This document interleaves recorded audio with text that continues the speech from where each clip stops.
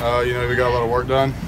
We got a lot of stuff corrected that, in a week's time, that takes a little, more effort, to get corrected, more strain to get corrected. So with us having extra time, we got to, kind of walk our way into it, and make sure that everybody's got the right communication, the right checks, everything in between. So it was really good for us to get guys that are banged up or injured healthy.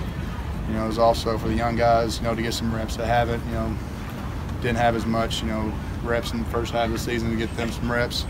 And overall, I think we really needed it as a team.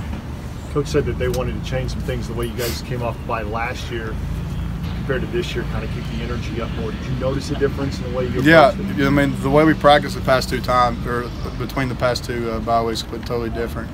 Like Coach Stoops told us last time, he kind of eased into the next week, going into the Mississippi State game, we went there and got our butts kicked. But this week, it's a different mentality. We came out with high energy, high focused, we're ready to play on Saturday. How tough was it to let that loss marinate a little bit longer than normal? I mean, it was bad. It pissed us all off, because we knew how hard we worked, throughout the season and in the weight room in the winter, and all that stuff we put into it, and it came down to missed opportunities for us, and something we'll never let slip through our fingers again. Everybody else talked about the SEC East race, that Georgia game in a couple weeks. We don't care about that. We don't look at that. We got Vandy this week. That's all we're worried about at this moment.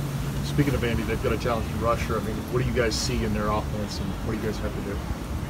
I didn't, honestly. I watched film on their defense, so I couldn't tell you what they've done offensively. Or are you talking about their offense? Their offense? Yeah. Oh, well, yeah. Obviously, I've been watching a lot of film on that. Both their running backs are really explosive players.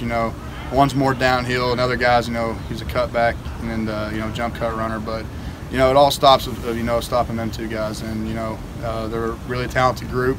They're physical and they can make plays when you let them. So our mentality is to come in, and make plays, get off the field on third down. The defense's numbers at limiting explosive plays have been pretty good. Where do you think that comes from? How have y'all been able to limit big plays so far this year? I mean, when you look at it, any college football game, any big play that's ever given up is literally it's either miscommunication, somebody popped a gap. I mean, there's no perfect call. I mean, you got to go out and execute, and the 10 guys around you got to execute. So we got to get our communication down better and make sure that everybody's on the same page for the ball snap. And I think ultimately that's more than the battle when you're talking about the leading explosive plays. Is the communication, was that kind of been really great? Was that the biggest thing y'all needed to improve over the bye week? I mean, I wouldn't say there's a lot of stuff we had to improve, and I think everything we can improve tremendously. You can always get better, but communication is key on a defense. I mean, if you're in a coverage, you ain't got the right checks from the secondary, you're not giving the right checks to the D-line or the outside backers, it screws up the whole defense. So you got to be on tune of who you're talking to, make sure who you're making a check with, and make sure you're not making a check with the wrong guy in that coverage, and just go play football after that. How did you spend your bye week, your Saturday off? Honestly, I didn't do anything. Just rested. What do you think of the way Chris played the first half of the I was really proud of Chris.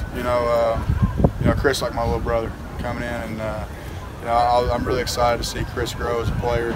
Not only that, but as a man here, and he's a great kid, and it's always fun to be around. And so when he got his number called, I mean, he didn't flinch. He was never anxious, was never nervous. He would ask me questions to make sure he was on point. When he was out there playing, and I think he stepped up and did a tremendous job for us. And I'm looking forward to seeing him progress and seeing him back on the field.